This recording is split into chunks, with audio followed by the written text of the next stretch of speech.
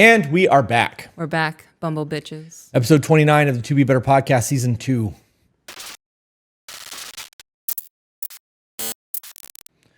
We just recorded episode 28. We haven't even hit stop yet.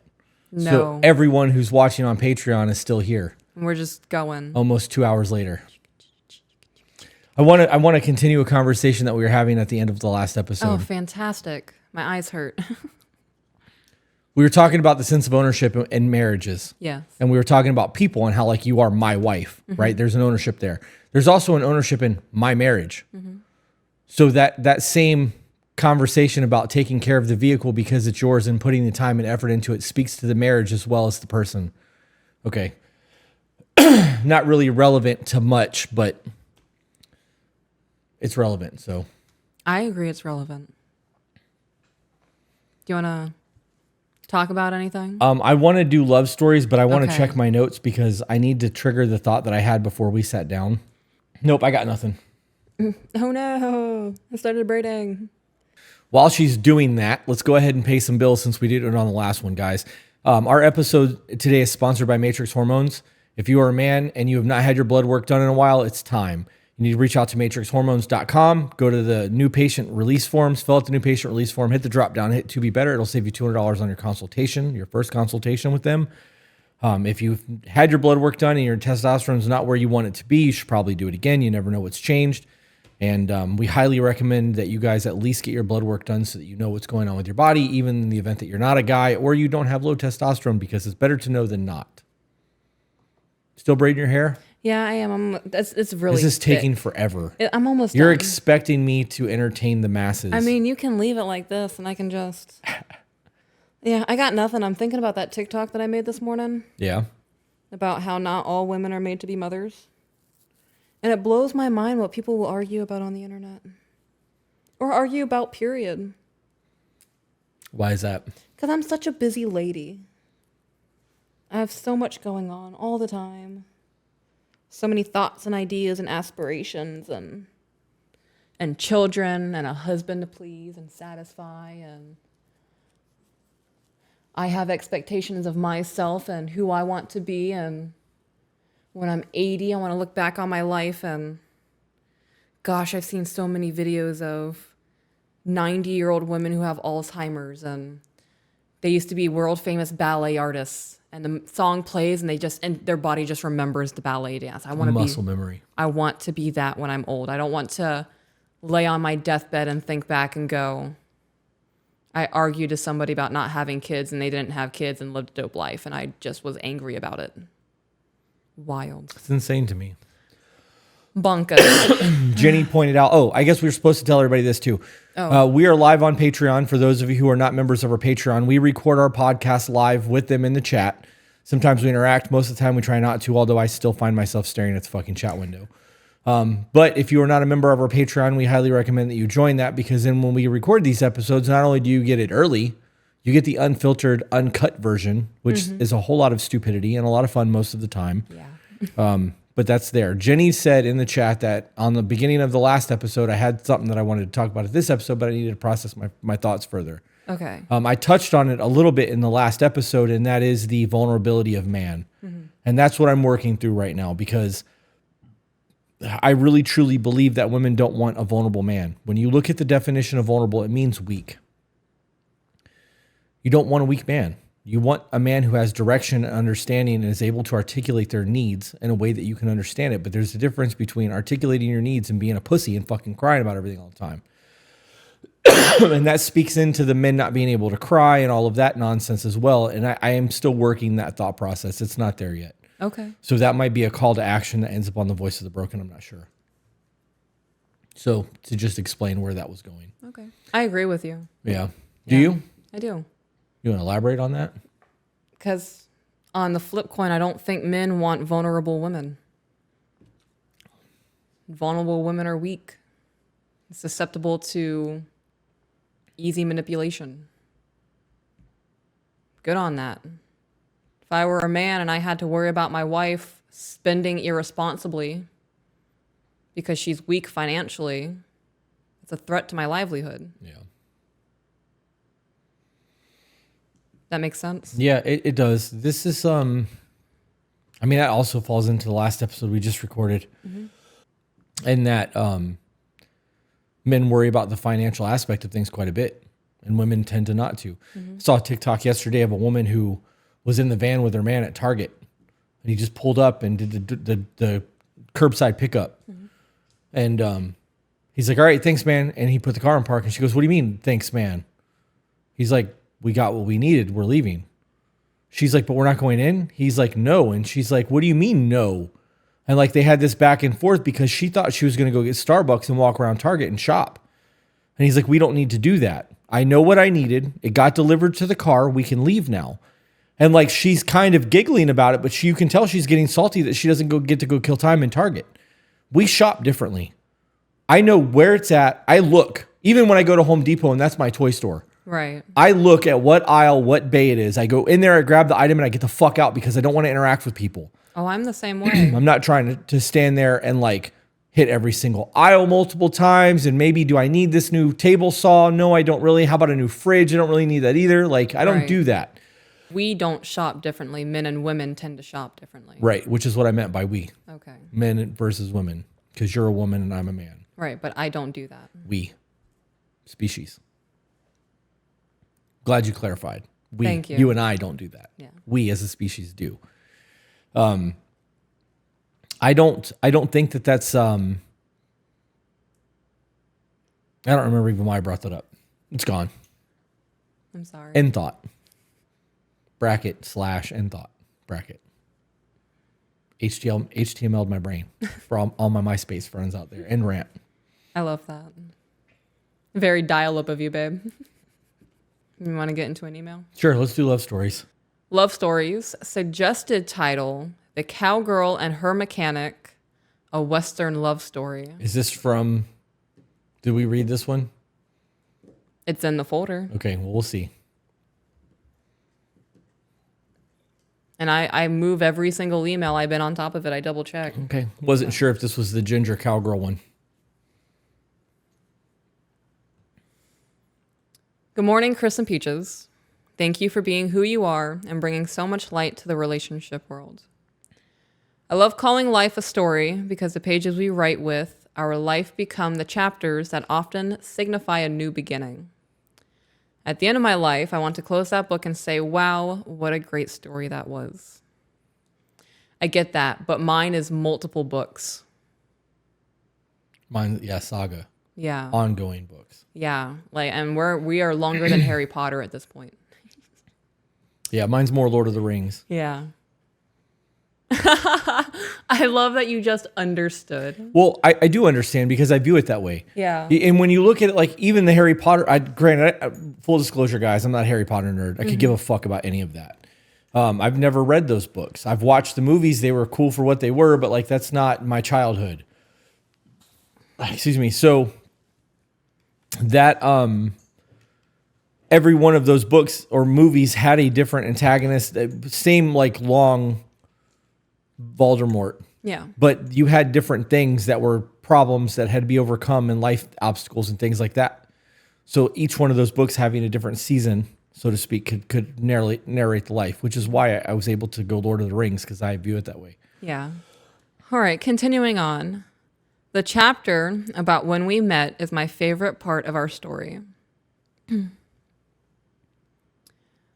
Me, I was 25 years old in 1995, working full-time in an office as an accounts receivables clerk. On the weekends, I worked at Cowboy Country. You see, my favorite activity at this point in my life was to go line dancing at this place downtown. We did read this. Scroll to the bottom. Is there pictures? No, there's not. It's not the same one then. No, because I don't remember Cowboy Country, but there's so much line dancing happening. I feel like we're missing out on a big key point in life, babe. You think we need to go line dancing? Is that what At you're telling least me? once, yeah. I got to see the hoopla. And my ankle's healed enough. Maybe. Do that kick. I worked part-time at a Western store because even back then, Western clothing was not cheap. I got a great discount, and it was a great way to fund my clothing. So I basically worked 7 days a week and went line dancing at least 3 of those nights. I was having the best time of my life. He was a 26-year-old aircraft mechanic stationed at an Air Force base. By the time we met, he had already been on 2 missions during the Gulf War and was in the middle of a really ugly divorce from his first wife, who left him while he was on a mission to Cuba. On the weekends, he and his best friend broke wild Mustangs. That's intense. On September 24th, 1995, I was working my weekend job when 2 young men walked in. One was short and chunky, and the other was tall and slender with dark hair and a mustache trimmed exactly to Air Force specs, of course. Welcome to the danger zone. Also, Zach and I, brother Zach, have nailed the Top Gun high five like 6 times in a row now. Why are you looking at me like that? I thought it was 5. I want to say it was 6 because there was one you missed. Who's cute? Zach? Jen A? Help. Records?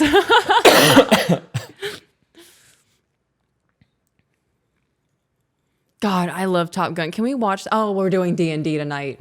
I mean, I'm excited for D&D. Top Gun's one of my favorite movies, though. I really want to play D&D in Discord. I'm going to just leave this at this screen because I don't feel like editing this episode. So I'll just keep us both up. Okay. I really want to run a game in Discord. Yeah.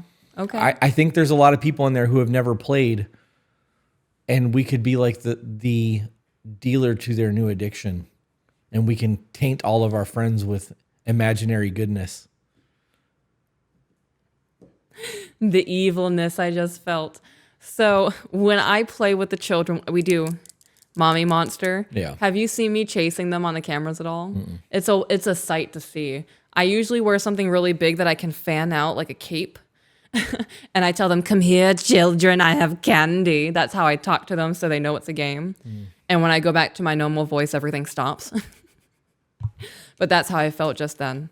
Come here, children, I have D&D things. Yeah, just be like, you want some dice? I got some dice. Shiny math rocks. Yes. Oh, how fun. So 4. We're up to 4. I thought it was 5 because I think I'm almost positive it's 5 because I made you guys redo one or something.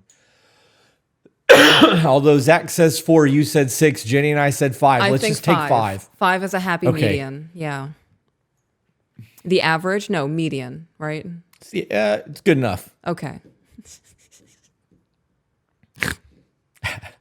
We could never be scientists, babe. Could you imagine us working at NASA and be like, all right, guys, so what was the thought process behind all of this?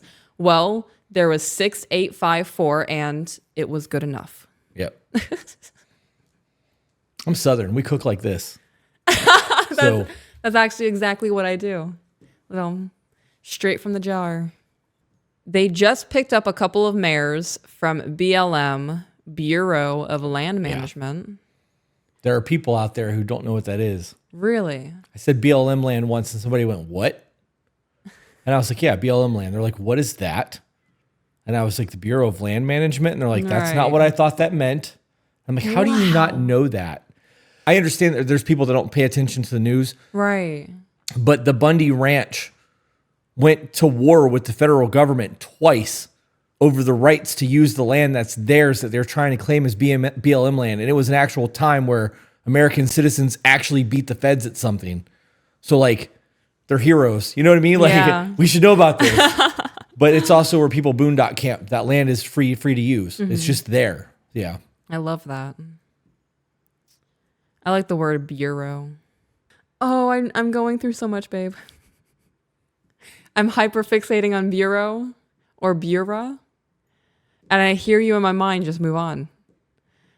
And I went to go move on, but there's so much happening in me. You know what I have to do to myself to make myself stop doing that? What? I picture myself as Leonardo DiCaprio in The Aviator in the bathroom, where he's washing his hands and he's coughing and saying the same thing over and over again. Okay. I don't want to be that crazy. Oh, man. And that is the only thing that snaps me out of that because I will do that over and over and over again, and I can't stop it. that's my trigger to like pull me out of that, because I don't want anyone to ever see me losing my Holy faculties. shit. And that's exactly what's happening to me right now. It works. It does. You said Leonardo DiCaprio, but my mind went to Shutter Island. Yeah, but that would work too. I mean, whatever you need to do to pull it out. And the moment when he was was it the lighthouse? Yeah. Where they were doing the interview thing? And he recognized that he was reliving the same thing over and over again. Yep. The other one for me is the bottle of piss from the milk jars in Aviator. You fell asleep during that one. I don't think you got to finish that movie. Yeah, we should rewatch that. After 9:30, I'm useless. 9:30. Do we need to find another average? Because that's bullshit. Can we agree it's more like 7:30, 8 o'clock? No, because no, because it's What time did I get that phone call last night, babe?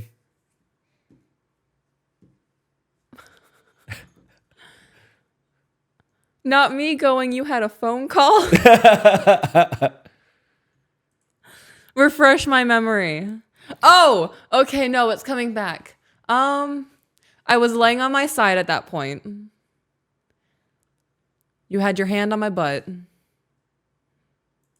I want to say 8:45. I feel like I was waiting for validation on something from you, and you said, hang on. Oh, see what time that call came through? Ah, yes. 5:40. 5:40? Oh, my God. So are you good with the 7:30, 8 o'clock, or you want to bump it back to 6?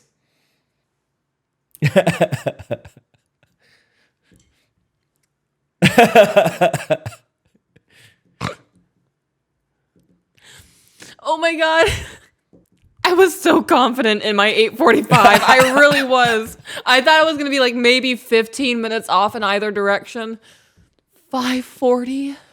Oh, my God, babe. It'd be like that. Thank you for tolerating my old ass. You know what's crazy? I woke up this morning and I was like, I'm not well rested. Can we say 7 just to make me feel better about myself? Sure. Oh, fantastic. All right. They were on their way back from dropping off a livestock trailer. So I'm going to read this sentence, but I just want you to know that the beginning of the sentence kind of hurts my heart. Okay.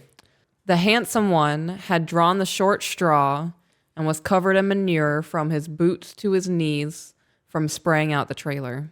Be like that.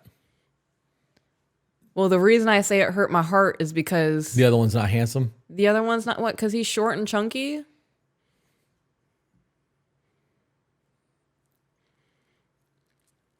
The one that you were attracted to. Handsome like beauty is in the eye of the beholder. All right. I didn't notice, and even if I did, I wouldn't mind since dirty jeans are a sign of a hardworking man. Sounds like a country song. Yeah. They meandered about the store for a bit. Then the handsome one came up to the counter where the jewelry was. He said he was looking for a birthday present for his mother. I showed him some of my favorite pieces and asked him questions about his mother, each answer ending with ma'am. Spoiler alert, found out later his mom's birthday is in May, not September. Nice line, buddy. Ha ha. The time came for them to leave, and they walked out to the truck. All right, back to it. All right. Meander back to the email, babe. Was that your meandering? Yeah, my little... But moseying was Moseying the would one probably be cooler. in You my tuck your wi- thumb in your belt mind. loops and just mosey on over. Yeah. I would want the sound of the spurs on the back of my boot.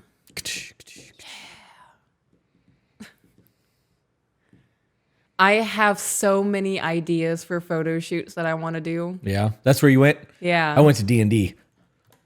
Sound effects and you wearing boots with spurs. Yes. Sorry, guys. Debauchery. This is what they pay for, babe. I know. Well, I mean, fuck it. We're delivering then. Under promising and over delivering.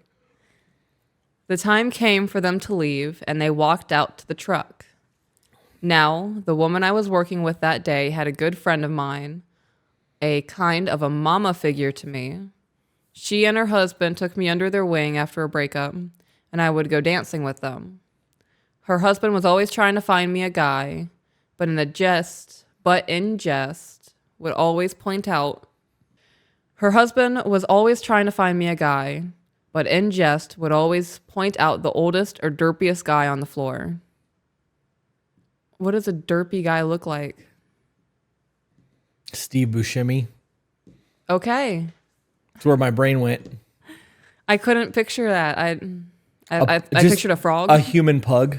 Okay. All right. After the handsome one was out of earshot, I turned to Jackie and I said, Jackie, he was cute. My friend said, well, go after him. Not being a forward person, I'm all, no way. And she said, come on, go after him. And I said, no, you go after him. And what did that little old lady do? She walked right out to their truck to tell the handsome one that there was a cowgirl inside who would be interested in going to dinner or dancing or on a ride, and I died on the spot. Let's fuck around and find out. What? I just, in my head, it's like, look, we could be working right now, so you need to hurry the fuck up. Right.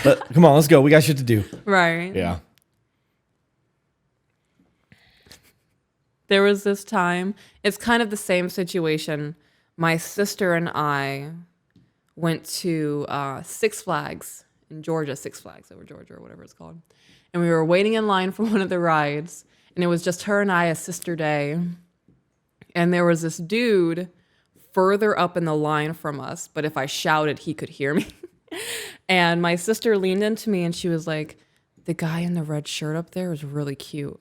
And I was like, you should say something to him, like, get in the game, girl. And she was like, no, I'm too nervous. I'm too shy. And I was like, do it, or I'm going to do it. And she was like, you wouldn't do that. And I was like, guy in the red shirt, back here, my sister thinks you're cute. And he heard me, and she died on the spot. Don't say nothing if you're not prepared for it to happen. That's funny. I'm almost certain she got his number. While she and I were having our back and forth about going after the handsome one, what was happening outside was interesting to say the least. The two men were driving Big Red, an older and very reliable Chevy pickup that started 100% of the time, except this time. The delay in getting on the road allowed for the next page to be written in our story. I don't believe in coincidences. Why are you looking like that?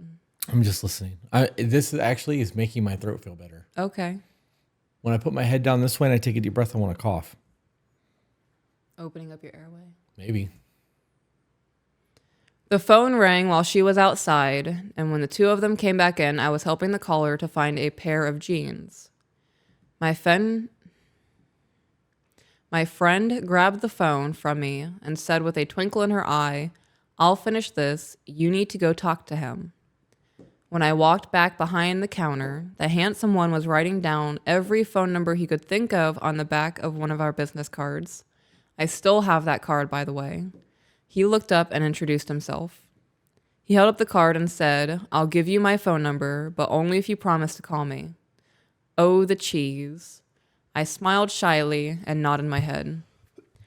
That night, I looked over the numbers he'd written. I called one of them and left a voicemail. I would have been so overwhelmed. What are all these numbers? What is happening? Why you got so many phone lines, bro? Right. Suspect. Which one do I call? Do I have to worry about somebody answering? I was so nervous, stumbling all over myself. And I want to backtrack. Me saying worry about someone's answering. I don't want to talk to your mom before I talk to you. Right. That's too much anxiety for me, especially if I'm not expecting it. I was so nervous, stumbling all over myself, trying to get the words out. I decided that was it. If it was meant to be, he would call me back. Monday morning rolled around, and I went to my regular job, excited to share with the girls in my office about the most handsome guy I'd met. The office was a very large room with desks set up in rows and columns. I was at the front of the room, sharing the story when the phone rang on my desk. I answered it from my coworker's desk, and my face turned beet red. It was him, calling me at my office. I was flabbergasted. Like, how did he even get the number? Well, the girl started giggling. It was obvious to them who it was by my reaction. Come to find out, he called the Western store asking if I was working. The owner had answered the phone, and not knowing all that had transpired, told him I had a regular job during the week and gave him my phone number. Bro, that's sketchy as fuck. Not knowing what had transpired over the weekend. Right. We ain't So doing this that. could be some random man. Yeah. I Heard there's a girl that works there. Where's her phone number? Hey. It puts the lotion on its skin. Sorry. I can't help myself No, sometimes. you're good. That really solidified the 4D experience of our podcast. Yeah. 3D experience, whatever it is. I don't know. I have goosebumps now. I get upset when my family gives my phone number to other family members I haven't talked to in a while. Yeah. You ask me permission first. I have 2 phone numbers for a reason. Right. You can give out the one that I don't ever answer. Zach said, okay, that did something for me. I heard a story once from a girl who worked at a fast food restaurant, but she usually worked the night shift. And there was this homeless man who would start hanging around at night, and she was being kind to him and was giving him like free food at the end of the night and giving him water and whatnot and letting him hang out inside before they closed. And it got to the point to where she was starting to shut down his advances. And because he was becoming so aggressive about it, she stopped being nice to him. She was locking the door sooner. She wasn't allowing him inside and all these other kinds of things. And one night when she wasn't working, the homeless man went in there and asked, where is she? What's her phone number? Where does she live? I'm one of her friend's uncles and I just need to get in touch with her. And the manager that night almost gave the phone number to the homeless man because I'm going to be helpful. I don't want her to miss out on important information. What if her friend died? Whatever. Right. Listened to her gut and was like, this is sketchy. Back into the email. Good grief. The 90s were a different time, weren't they? Yep. So basically, he tracked me down. He claimed that I didn't call him, but what he didn't realize is he wrote down phone numbers with no area code. I didn't know anything about the Air Force Base, so I dialed the number as if it were local. Hence, the voicemail I thought I left him was left on some stranger's answering machine. That's so funny. That is funny. 90s were a different time. Yeah. In the 90s, you didn't have to give your area code most of the time. You just wrote down your 7 digits. It wasn't 10. Yeah. That changed with cell phones. Yeah. Guess where their first date was? Applebee's. Taco Bell. Oh. After the example I gave in the last podcast. Yeah. Our first date was at Taco Bell, and when we parked his 280ZX in an empty dirt lot, opened the sunroof, and gazed at the stars. We talked for hours, and he sang to me, "My, oh my, who was this man?" That was the first chapter of our story. Every good book has conflict and resolution, but those chapters are for an email at another time. Just know that all the chapters we've written together, when we close our book, I will definitely be able to say, dang, that was a great story. Oh, God. I'm just so fucking emotional. Yeah. I'm curious how women view singing to me. Like, What do you mean? that statement, like he sings to me. Yeah. Like he sang to me. Like, was the radio on and he sang over top of it just to the music? Mm-hmm. Or did he like look at her and sing to her? Like, because you view me singing to you just singing sometimes. Sometimes it is just that. Yeah. But like, it's different when I'm holding you and we're dancing. It's another if we're in the God, car. I If we're in the know. car and I'm just singing. So like, The moments when we have our foreheads together and you're just singing to me. Yeah. Anytime you sing, I call this selfish or narcissistic or whatever. I do 100% think you're doing it for an audience for one. And it's for me. Unless we're driving in the car, that is usually the case. Yeah. Very rarely do we play music together in the car anyways. But yeah. Even if my story doesn't make it into whatever project you guys are cooking up, I loved writing it out, and I hope that at the very least it's read by at least one person, even if it's just your staff. Love you guys. Keep doing what you're doing because lives and relationships are being changed. God bless. Thank you for your email. Yeah, it's awesome. It's what we want. We want some feel goods. All right, let's do a non-feel good and then end with a feel good. I'm getting hungry. You take 5 and order something? You want me to get you a breakfast bar, protein bar in the cabinet? No, I think I'm going to wait for a meal. Okay. Because we have D&D tonight, and I would like to get home and clean up a little bit more before that. Okay. Okay, just want to jump into it? Sure. Patreon need advice. First and foremost, thank you for taking the time to read this. A little background. Me and my now ex-fiance were together for 5 years. We met when I was a junior in high school, and she was a senior.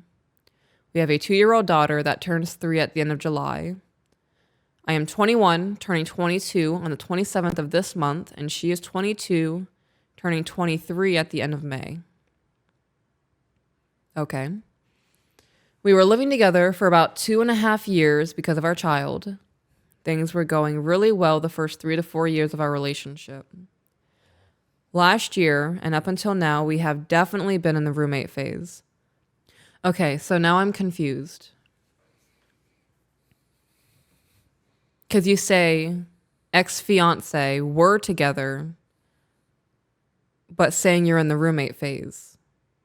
When I read roommate phase, that means that you guys are still in a full-blown relationship. Right. There's just no intimacy. Right. And I view that completely different from we are no longer together. Correct. Okay. I work for a concrete delivering company, so my hours vary depending on weather, time of year, and etc. She is currently stocking shelves for Coca-Cola, so her hours vary depending on how many stores she has and how much each store has to stock. With that being said, we had very little time to ourselves. I would come home after work and be very lazy, something I have come to realize as well as a lot else which I will get into. She would take our daughter to her sister's house as she lived close to where she was working. She started to spend more time with friends after work, so she would not be coming home until 8 to 9 o'clock at night, on most nights. So wait a minute, they would be dropping the kid off to sisters and she would just bounce? It appears so. Okay. I would hop on my computer, being lazy. About 2 months ago, she told me that she needed space to handle personal things. When I hear from a woman, I'm not saying this is every single time, but this is the conclusion that I jumped to. A woman saying that she needs space to handle personal things, she's already talking to somebody else. This is the beginning of that soft breakup. I agree. Okay. I was upset at first because I wanted to be able to help her through what she was dealing with. Eventually, after a couple of weeks of that, with her not staying at our apartment, talking to me less, and me overreacting, she decided that she would go back to being friends to focus on ourselves. That decision was made before all this happened. Yeah. This was just waiting for it to happen. Yeah. I wonder what that overreacting looked like. I don't know. And was it overreacting? You know the real thing that I'm catching in this? What's that? How in tune are you with your person when they tell you that they need to deal with personal shit? Like if you're engaged, you don't have personal shit. We have personal shit. Right. This is a full fucking open book between the two of us. Ain't no you and I anymore. It's us now. Mm. You got an ingrown hair on your butthole. I want to know about it. Like you're going to tell me every nitty gritty, ugly, disgusting thing going on in your life. And we're going to deal with that shit. Yeah. You hit me with, I'm having some personal shit that I got to go through. That alone tells me that we are not one anymore. That division has already started. Mm-hmm. This is the downfall of everything just from that statement. Yeah. And that statement is worlds apart from I'm working through what's going on inside of me right now. Right. And once I kind of get a map of what's going on, then we can sit down together and talk about it. Yep. Or there's times where I work through what I was going through and it's like, yeah, no, I was just being anxious. All right. Just having a bad day. Just having a bad day. Yep. Yep.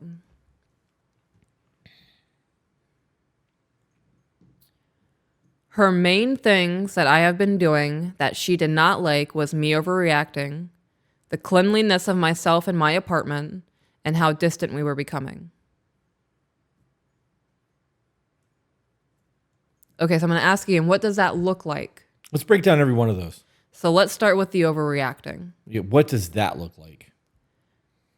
For me, overreacting would be, hey, babe, this happened the other day.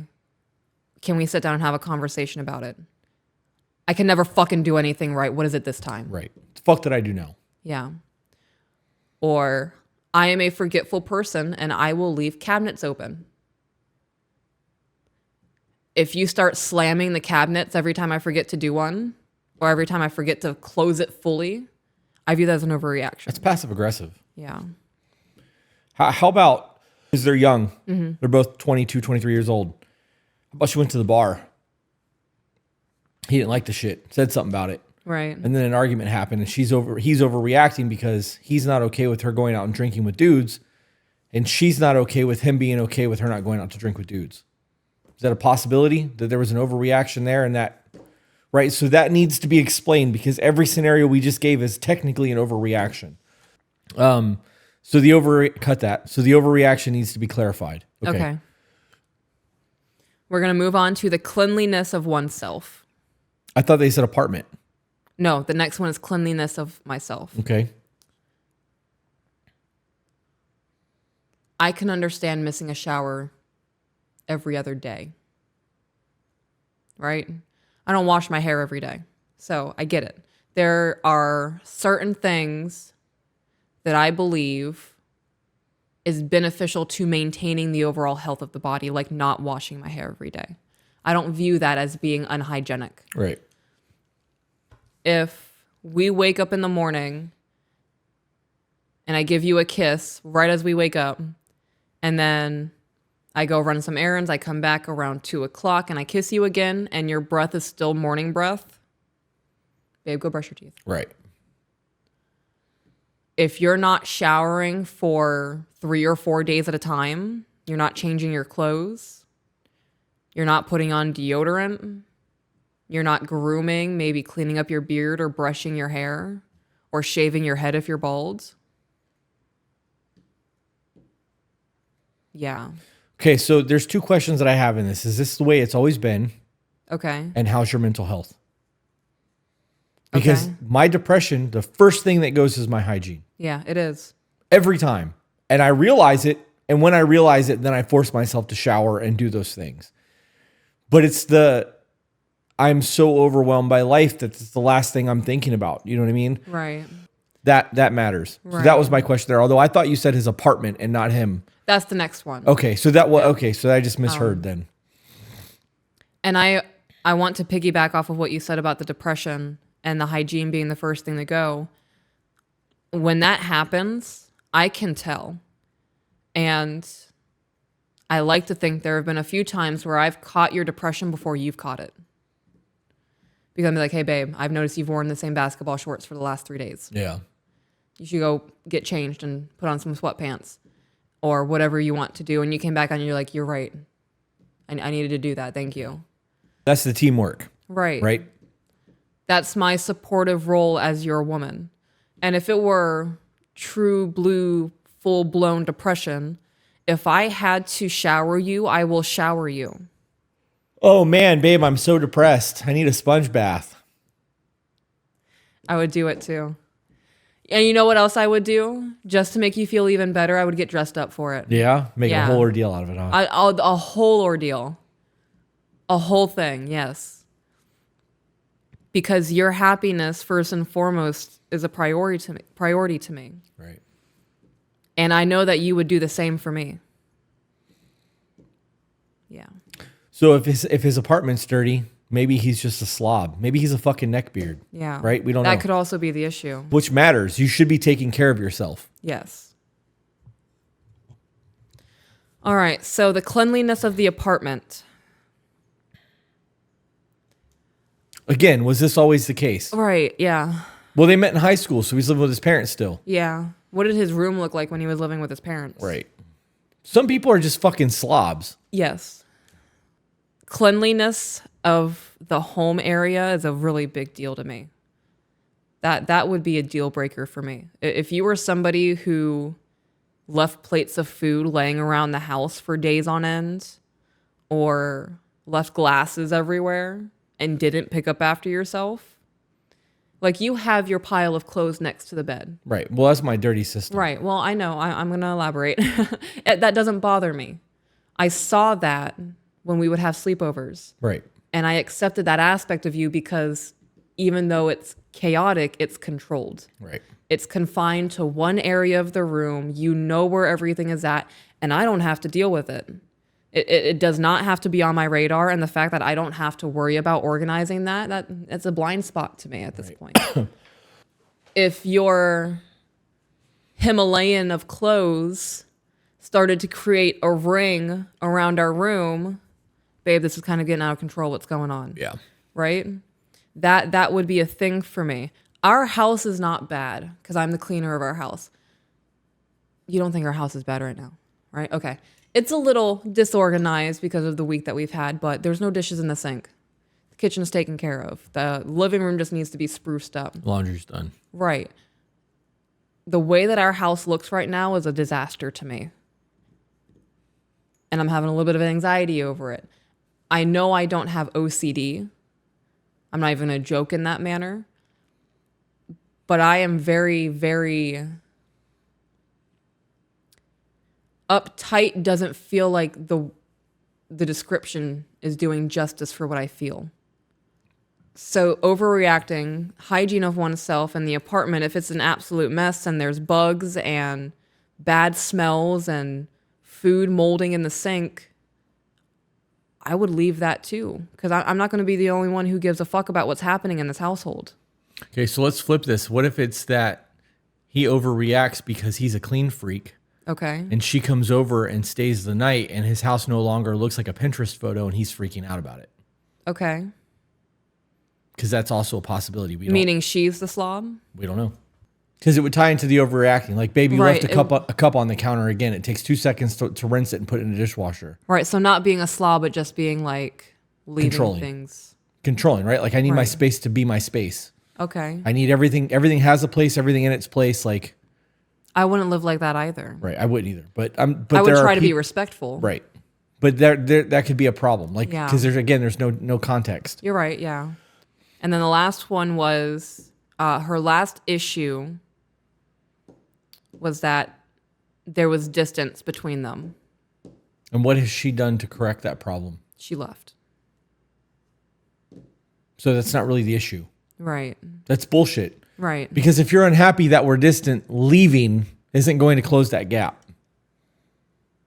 Coming over more, talking to you, having conversations, having date nights, playing video games together, fucking whatever it is that you need to do to fill that love meter is going to close that gap. Leaving is just going to end that gap. Right. I call bullshit on this whole thing so far. I think she's probably already moved on. I concur. Okay. Who I was in the past, I would 100% leave and go stay somewhere else. I don't want to be here tonight. I don't want to deal with you. You are the problem and I can't stand you right now. I'm leaving and I'm going to go stay so-and-so's house. Me now, with my understanding of the sanctity of our union and I get back what I put in, if we were going through the trenches in our relationship, I'm not going to use like cheating as an example, like say you cheated on me or whatever, because I don't know what the fallout of that would be. But we're going through the trenches of something, and when I am really going through it, my body is very easily overstimulated. I remember there was one night, and this is the only night that I did it, I hit you with, please stop touching me. Like my body's going insane right now. And I I was just caressing you. You We were. weren't even in conflict. Like you were Right. just having a night, Yeah. to be clear. Right. Okay. And I felt like the little bit of hurt in you because you enjoy touching me, but you understood that my body was overstimulated. I wanted to crawl out of my skin. Yeah. And if we were going through the trenches because of something that one of the choices that we made, I wouldn't leave the house, babe. I need to go sleep on the couch or I'm not going to be able to sleep tonight. I love you. This isn't me hating you. I'm not sleeping in the bed because I don't want to be near you. I just physically, I can't take this and try to be okay. Right. That's a whole lot different than you leaving. Right. If you and I were going through it and I was like, I fuck you, I'm not doing this tonight, and I left, what does it tell you? You're leaving me. Tells you, well, it would tell me if that was you and you did that to me that you're not in this for the long haul. Yeah. That we got a little bit of rough seas right now, and instead of trying to figure like how to navigate this rough sea, you're jumping ship. Yeah. I don't want ship jumpers around me. We're going to do this together. We're going to suffer and we're going to get through this and make ourselves stronger. Because if I have to navigate alone, I'm going to do it alone. Yeah. That's been my life motto for a long fucking time. And it's served me fairly well.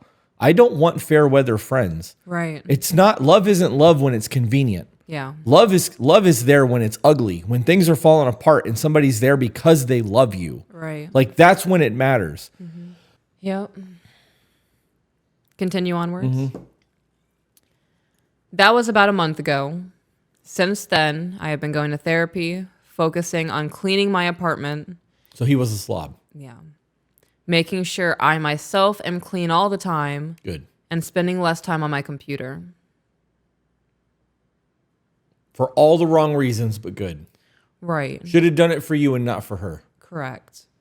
With all of that being done, I bet he feels a lot better about his life. I'm though. sure he does. And imagine if he had added gym time to that. Right. And in that month, he saw a little bit of weight gain, like muscular wise, or like Right. weight loss, or like there's a new vein. There's a small victory. Maybe he's able to bench press 135 now for the first time ever in his life, or he's almost to 225. Like there's those small victories do a whole lot for your self-esteem. And then it changes what you will and will not accept from people because now you know what it is to fucking win at something. Right. The lessons that are taught in the gym are lessons that are taught on the battlefield. Like I truly, truly believe that.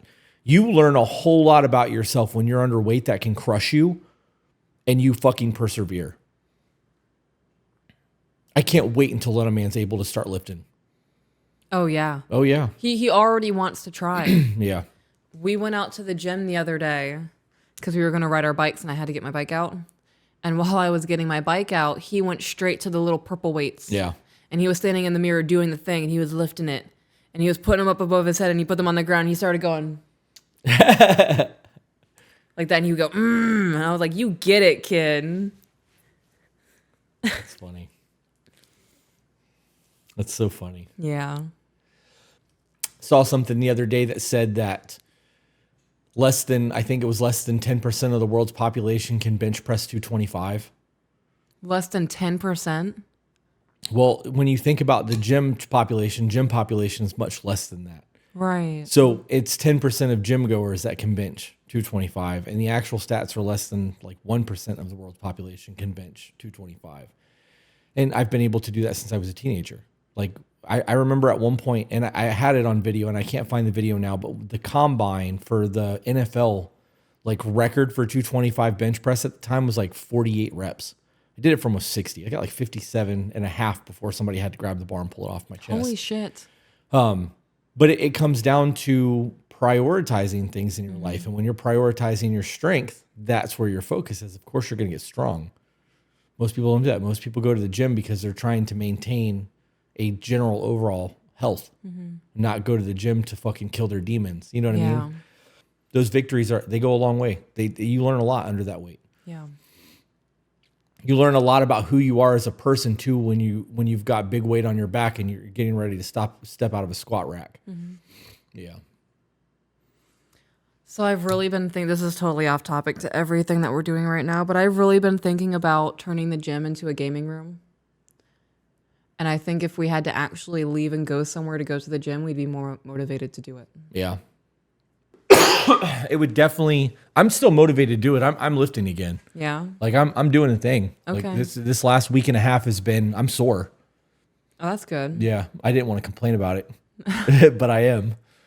Well, I would have liked to hear it. I complained a little bit yesterday about my chest, Yeah, I and it's remember not from my hearing that, coughing. yeah. Like my titties are sore from Oh, I fucking thought you lifting. were. I thought it was from coughing. No, it's from coughing now. Like Yeah. it hurts to cough, but like I'm sore on the outsides. Gotcha. You laid on me the other night, and I was like, I could have moved, babe.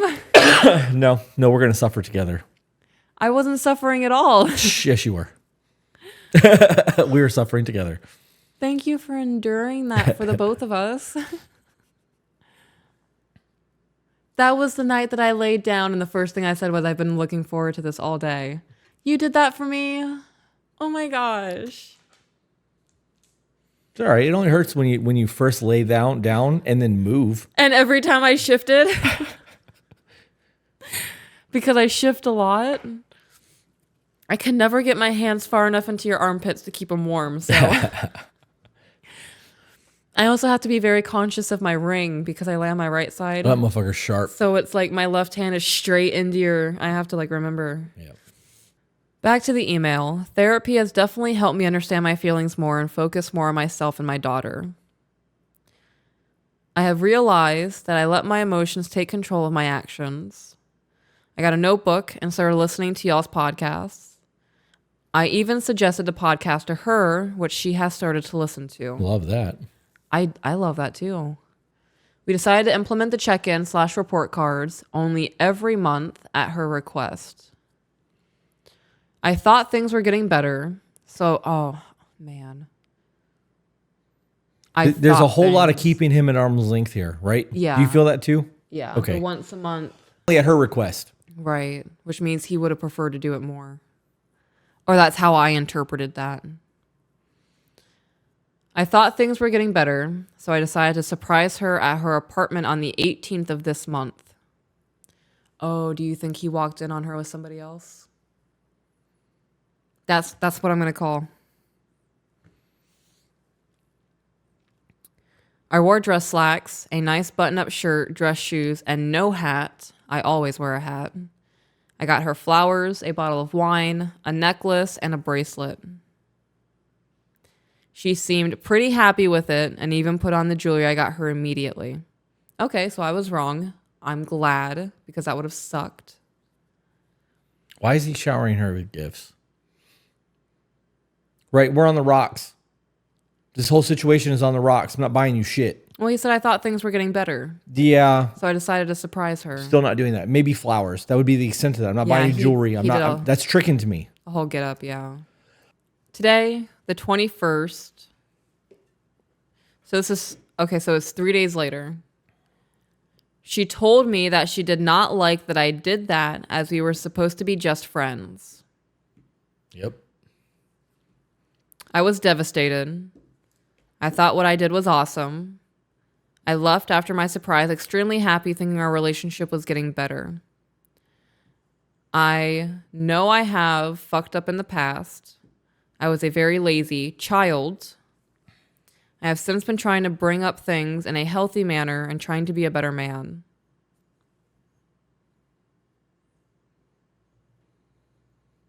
So what you did is awesome if you were Right. in the courting phases of a new relationship. Or, Not the jewelry, showing up dressed nice, buying flowers, going to a dinner on a date, right? That's gentleman shit. or when they were already living together, Right. doing life shit Yeah. on a random Tuesday. So my thought process and what I was going to say is in that scenario, if you are a guy who's in a situation where you are being held at arm's length, sever ties. I'm not fucking chasing you. We're not playing this. I'm going to be here Hard when to you get. want me to be here. Yeah. We're either going to figure this shit out or I'm going to move the fuck on because I know my value and my time means a lot to me. So we're not going to waste my time. You can find some other fuckboy that you can take advantage of that can be there the way that you need them to be there. I'm not doing that. Find somebody that matches the energy that's willing to do the things that you're willing to do and fucking that's who you need to be with. So as I said earlier, I believe she's moved on already. I agree. And I'm going to pause because I have to pee again. I have had the victim mentality pretty much my entire life, And hearing you guys talk about it has made me look inward and stop doing that and start taking accountability for my actions and realizing everything I do is a choice. I've started spending more time with my daughter, yet I only get her on the weekends. Oh man, this is one of those things. It's really shitty to say, but it's like too little too late. Especially if she has been communicating this the entire relationship. And that's not to negate all of the hard work and to take away credit from what you're doing now, because it should be done anyway for the long-term goals that you have in your life. They're young still. They are still young. I want to express my feelings to her and show her that I am getting better and that I truly want to make this work. She has started going to therapy as well, just not as frequent. I have realized that I have made countless mistakes during a relationship, and I want to be able to get better and make a life with her. So from the perspective of a woman, and this is me speaking for Peach, this is not me speaking for the emailer's woman or ex-woman, ex-fiance. I don't want to hear you're doing all of this for me. Because if I'm having a bad day, then you're going to slip up because, well, if she's not on her game, why am I trying? Right. I'm not going to do that. I want to see actual change and strive for you want to be better for your own life, because your life is going to 100% affect mine. So I would rather hear, I want to be able to get better and make a life that makes me happy. And then by proxy, have a happy life with her. Right. The problem is she's got to want it too, and it doesn't sound like she does. Right. Yeah. I know this email is probably all over the place. But hold on. Okay. So much so that he only sees his daughter on the weekends. Yeah. Like, that wouldn't have been a statement if he was actually around them more. Mm-hmm. Like, you don't get to take the kid throughout the week. Like, you guys are done. She's moved the fuck on. She's keeping your kid on a schedule of the weekends. Yeah. I was thinking that it sounds like a custody agreement. Yeah. Yeah. I know this email is probably all over the place, just kind of typing down thoughts as they come to me. I don't want to give up on our relationship because I truly love this girl and I see myself spending the rest of my life with her. How do I go about showing her that I am getting better while staying within the boundaries of friends? Again, thank you guys for taking the time to read this, and any advice is greatly appreciated.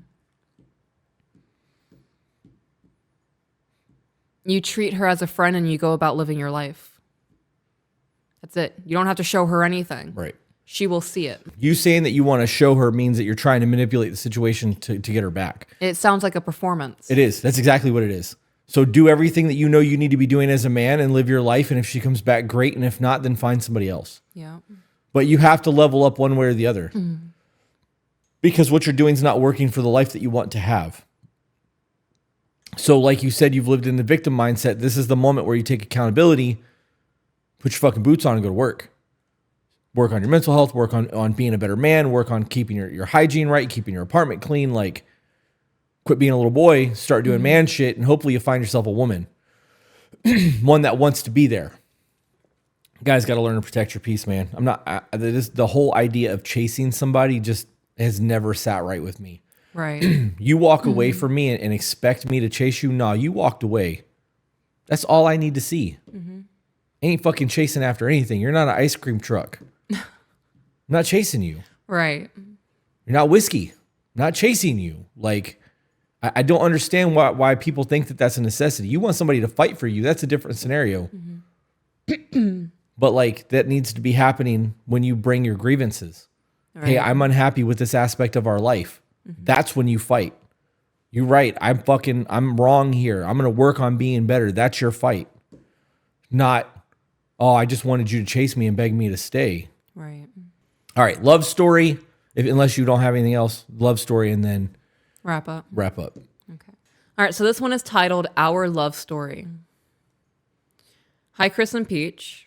I absolutely love listening to you both. Enjoyed Patreon a few months ago. When I heard you wanted love stories, I figured it's my time to shine.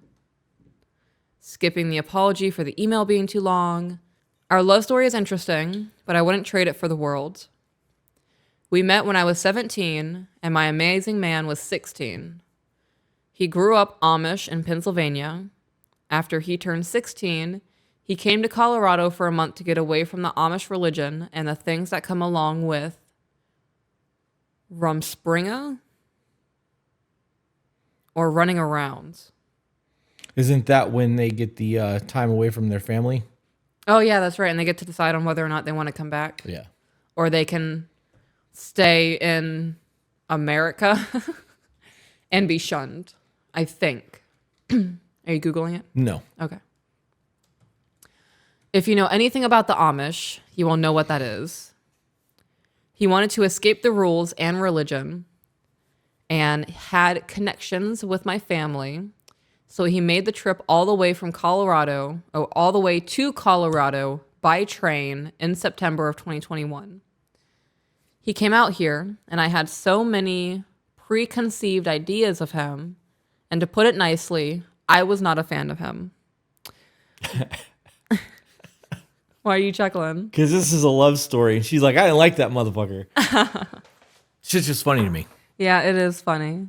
It just makes me think about the beginning of... I don't need no friends. Right. Is that what you're thinking? Yes. Because there was a time distinctly, I remember I was talking to who I was with at the time, and I was like, is he going to be there? Because he was a dick to me.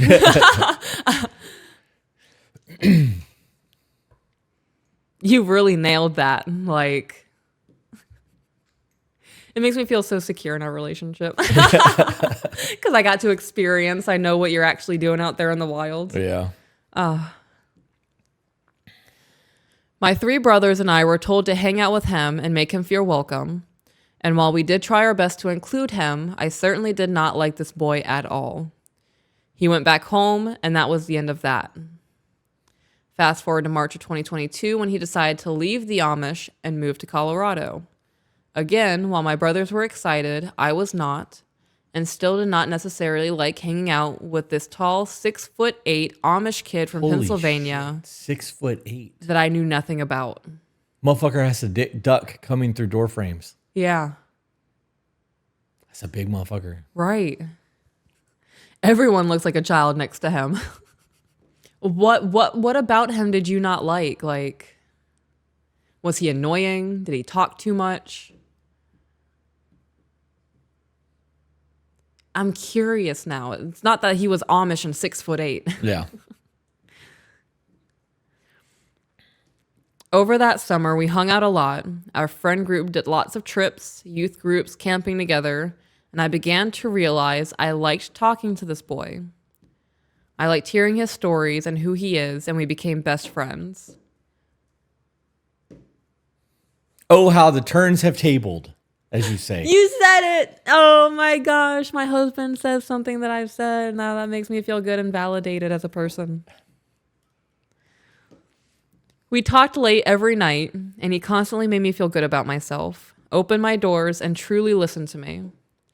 I enjoyed learning about who he was, and I started falling for him. He had always said that he didn't want a girlfriend for a long time, so I was sure he couldn't feel the same way. It wasn't all of a sudden, it was over a few months of conversations, laughs, and drives together that I realized I love this boy. In November of 2022, 3 days before I moved away from Colorado for 3 months to spend time with family and experience something new, he asked me to be his girlfriend.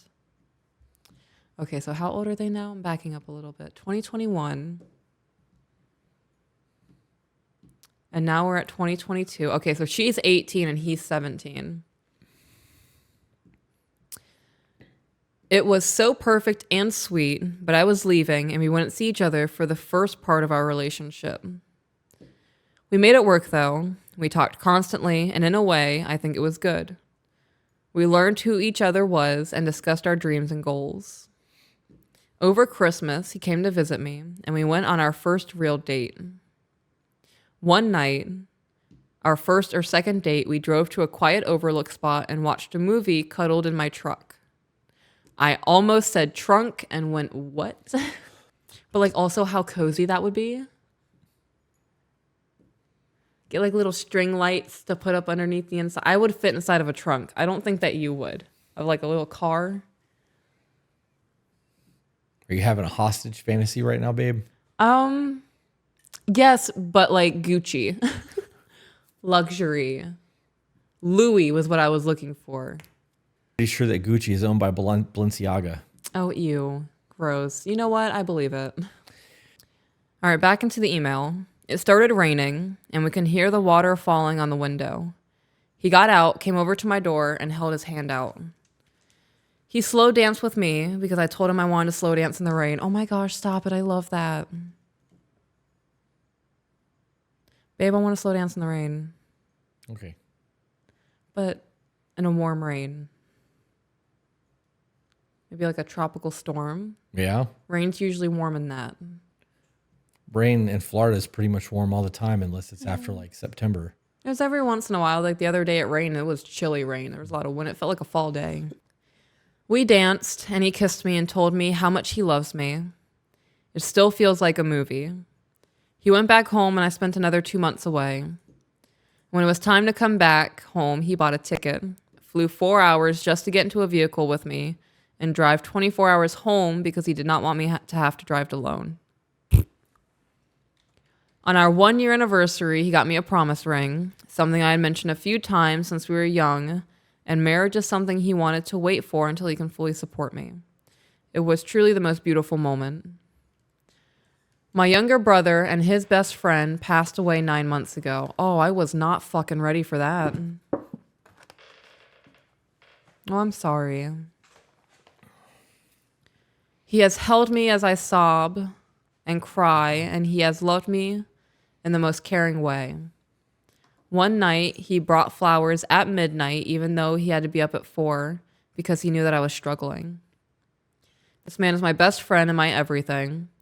Right from the beginning, he has always shown he wants to protect and lead me.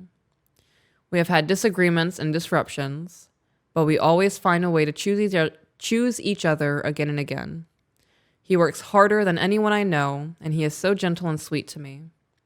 We are now looking to buy land and get married in the next few months and start our life and family together. Any advice on how to navigate that new adventure would be appreciated. What aspect of it? Buying the land, getting married, or having kids? It's a lot. It is a lot. And I think each one of those things would come with a different set of expectations. I agree. I wonder if we should sit down and do a like we're getting married episode where we sit down and like make a list of the topics we think should be broached before like getting married. Okay. And it would include things like Retirement. absolutely. But I was thinking more along the lines of like, is it our family now, or do we still care about other people's family? Like in the event that your mom, my mother-in-law, is nasty towards me, how do we handle these situations? And we come up with game plans for what if scenarios. Right. Turn it into a little game so that in the event that things happen, you have expectations laid out. Okay. I'd be on board with that. And that's the end. As for the marriage aspect, the advice for the marriage and buying land and doing all of that shit, I think that you guys need to have a conversation of what marriage looks like. Assuming you are living together, just because you're living together doesn't mean that you know what your marriage is going to look like. Maybe he has expectation of gender roles, or maybe you have expectations of gender roles. Maybe you think you're going to get married and not have to work a regular job anymore because you got a husband now. Like those conversations need to be had. Yeah, I agree. I don't have anything else. I don't either. Those were fun. Yeah. I like the love stories. Me too. I like having conversations that are not just trauma dumps or word vomits. Like I like Substance. real problem solving. This is what's happening right now shit. Yeah. I've realized as we've been doing this to people who send in a history of what's going on in their life, like that's your life, that's your story. Mm-hmm. And unless you're still living that story, it's not relevant anymore. Yeah. You're just repeating lore at that point. Right. That's all you're doing. You're giving a preface so that you can explain the behavior of what you're doing. An explanation to the justification. Well, it depends on how it's laid out, in my opinion. If I say, We don't do pranks. Right. But say you did a prank on me where you dumped water in my face to surprise me, and I have an absolute fucking meltdown over it, and I call you like all these other names like dick and fuckface, and I hate you. I can't believe you did that. Like I'm in a full-blown trauma response, but you don't know that. Right. And I walk away and I'm sobbing, whatever I'm going through, and I process what just happened. I come back to you and I tell you, you doing that to me reminded me of the time my grandfather tried to drown me. And everything I said to you, I said out of a trigger, and I was looking at my grandfather. I wasn't looking at you, and I'm sorry. Right. I view that as an explanation to what happened versus a justification to the actions. Right. Does that make sense? Yes. Okay. And I agree with that to an extent, because there are people out there who will get away explaining why their trigger did something and then start making up triggers every time there's something wrong to justify their behavior. I agree with that. You are responsible for your triggers, not me. And if I did that not knowing that your grandfather tried to drown you and that was a problem, I now know you have an issue with water and that's not funny to you, right? So like, but again, your response to doing that, it needs to be regulated by you because I can't control that. And it's not fair to me for you to take that shit out on me because you were triggered. So it is a justification on why things happen. We've had moments where we were like, I know why I responded that way. This is what happened. This is the way I felt. And I felt that way then. Now I know that's the thing. I'll work on it. Right. And it's never happened again. And like, that's not a very common conversation. It's normal. Like, I think it's happened twice. So it's not a justification. It's not an excuse. This is just know that this is something I now have to work on. Right. Yeah. It's a very different conversation, I think. I agree. All right. It's 3. And I have cooking that I want to get done before we have guests tonight. Okay. You have anything else you want to add or do?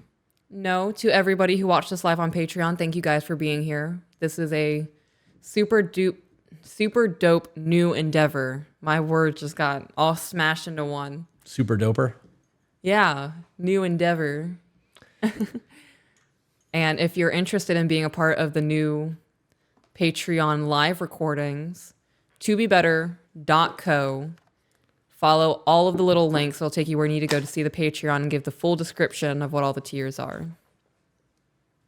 Yeah. Or you could just go to patreon.com/tobebetter. You could do that. Yeah. $15 tier gets you access to the Discord. Also, if you guys are a member of YouTube exclusive live stream memberships that we have, you now have access to the Ball Pit. Yes. Which is our main Discord channel in our To Be Better Discord. So you'll get one chat out of, I don't know, 60. I don't know how many are in there. It's a lot. A lot. But you'll be able to see the main chat and take part in that, which means you won't miss live streams because when we go live, we post it to the Ball Pit, so you guys won't miss any of that. So correct. With that being said, guys, remember life is a choice. So choose to be better. We'll see you on the next one. Bye, guys.